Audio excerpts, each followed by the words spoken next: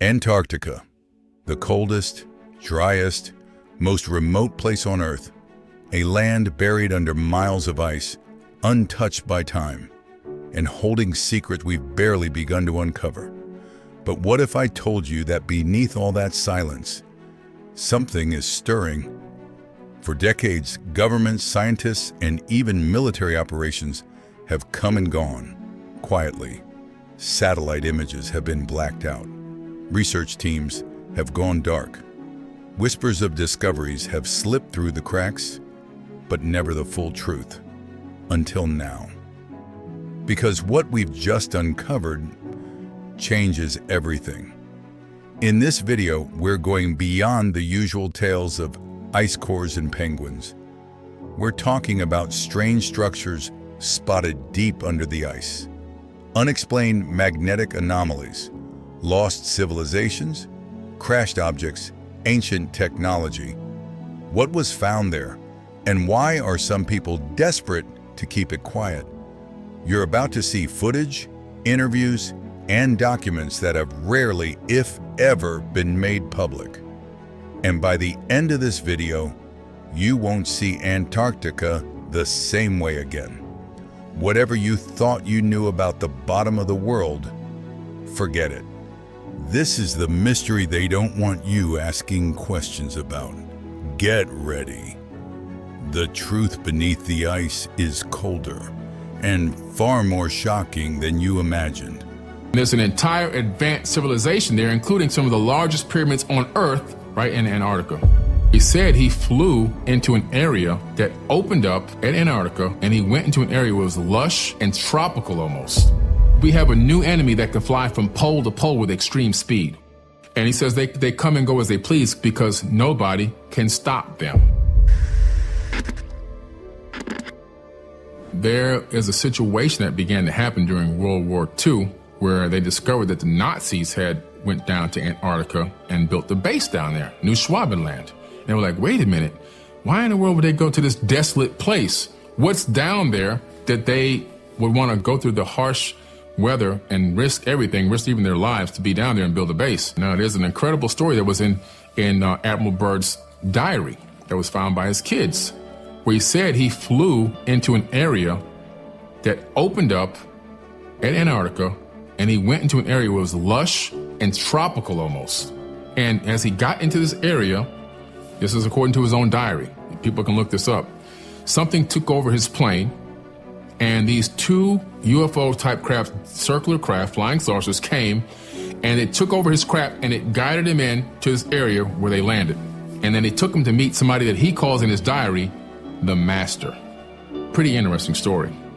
And according to this account, the Nazis had gotten help to create these craft called the Hanabu. They had 4 versions of this craft, these circular disc craft, from these people down there. The guy, this Master, told him that they were wary of the nuclear bombs that had just, been utilized, dropped the nuclear on Japan and so forth, and they were wary of our experimentation with nuclear devices and wars because they're sharing this planet as well. Pretty interesting story. And so, all of a sudden, Admiral Byrd's going down there with a fleet, not just a small fleet. He took over 3,000 people with him. This was a huge expedition. It was a military expedition. When he got down there, they had a situation where some of these flying objects were attacking some of their ships and actually destroyed some of them. Sent him back home packing with his tail between his legs. This is one of the top admirals, literally the top admiral in the world at the time for the United States military. He said that we have a new enemy that can fly from pole to pole with extreme speed. Why would he make a statement like that? And then all of a sudden, these Nazi, they are rumored to have these craft, which some of the designs have been found, called Hanabu. And these Hanabu craft had the capability of utilizing a couple different forms of propulsion. One was jets, so they could take off vertically. They had little jets that would thrust and take off vertically, but then from there they can shoot off horizontally. Well, they were using a device that was spinning in the center of the craft, and what it appears to be is they began to copy technology from the ancient Indian Vedas, because Hitler was sending his people all around the world to get knowledge on ancient technology. That's how they found these people in Antarctica. He even sent people to Tibet, Nazis to Tibet, to talk to the people in Tibet to find out about this ancient technology. He found out about Vimanas, and these people supposedly in Antarctica helped him develop a couple of them, where they use a ferrofluid vortex engine. A ferrofluid is a liquid metal like mercury. And in the ancient Indian Vedas, if you take mercury and rotate it at a high rotation, a high RPM, and electrify it, you get something called anti-gravity. So he was utilizing something that had rotating discs underneath these round craft, according to eyewitness accounts, and also the schematics that were discovered during the collapse of Nazi Germany. And it's pretty interesting that I think besides the uranium that's down there in Antarctica, which obviously you know what uranium's used for, right? Nuclear power plants and also nuclear weapons. There's mountains of, Admiral Byrd said there were mountains of coal with no ice caps. No ice caps, his exact words, and I can give you a copy to this video. His own mouth is saying, no ice. Mountains of coal that can satisfy the world's need for coal for a very, very, very long time. Also, there's plutonium down there. Again, so uranium and plutonium, we know that if you have a high level of plutonium and uranium, it's one of the easier elements that you can separate the atoms. You can split atoms very easily, which makes it high use for weaponry and also power plants. So that's why the government wanted access down there. That's why the Germans wanted access down there. And that's why after Germany fell, we had Project Paperclip, where we took all the scientists from Germany that had learned all this wisdom and knowledge, and we brought them to America. People think Project Paperclip was just a small number of Nazis.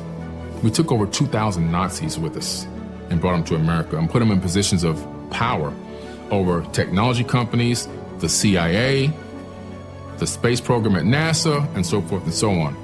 And we began to develop these technologies. So in a weird kind of way, America became the Fourth Reich, to be honest with you.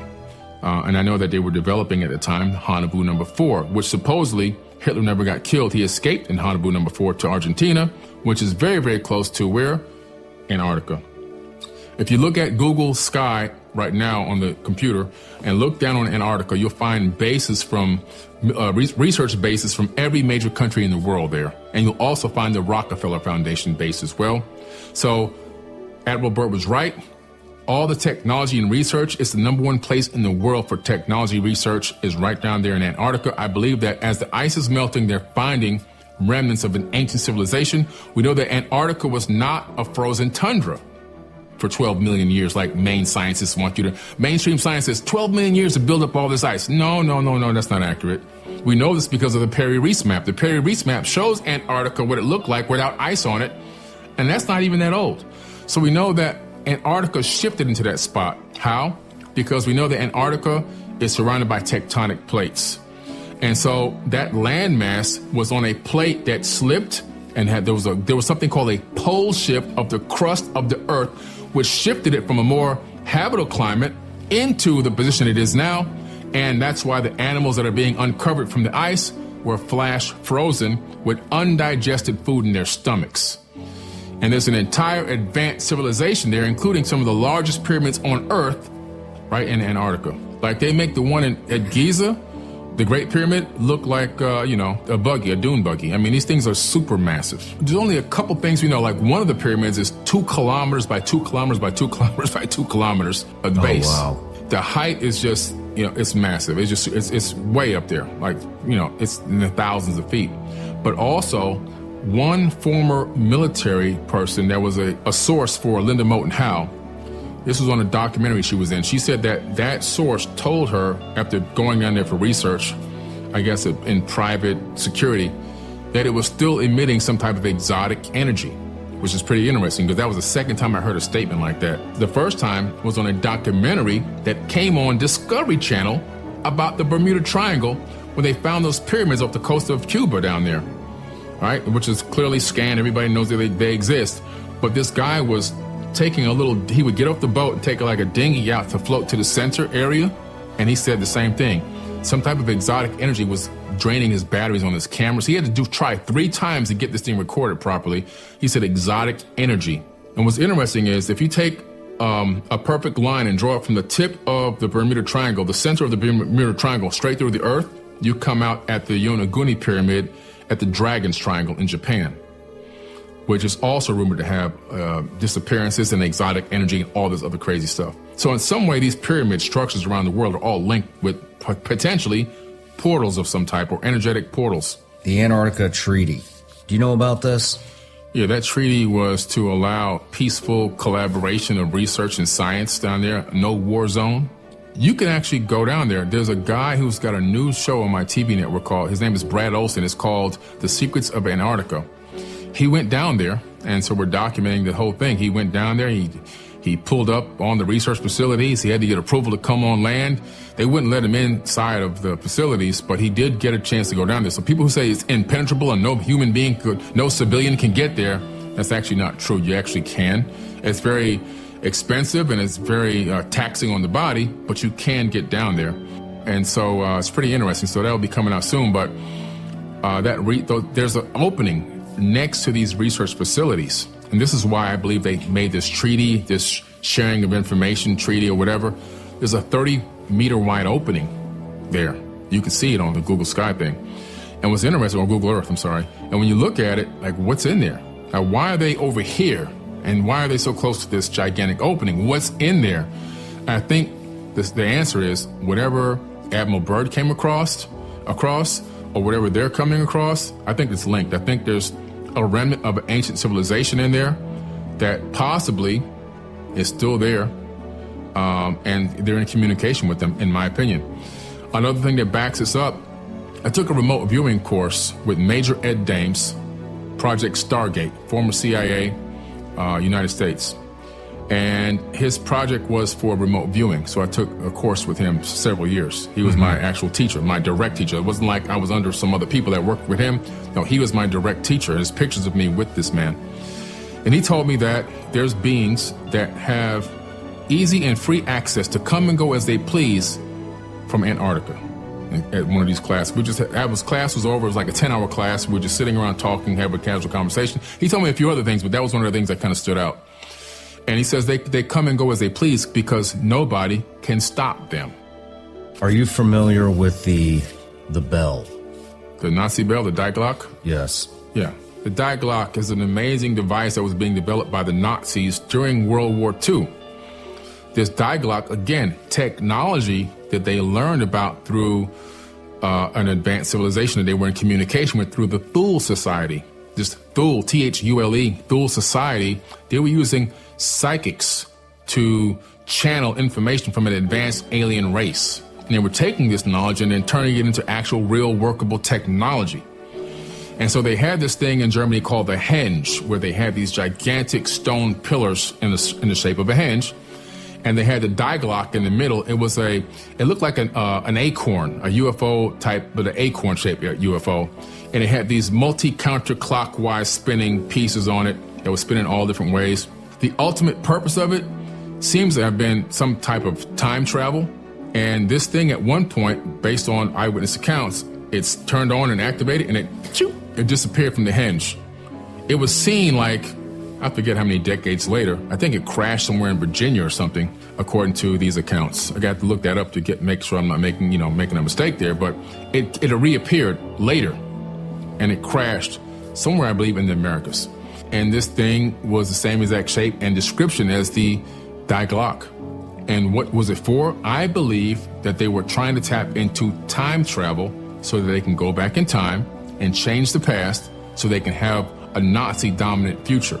You see, they wanted to alter realities.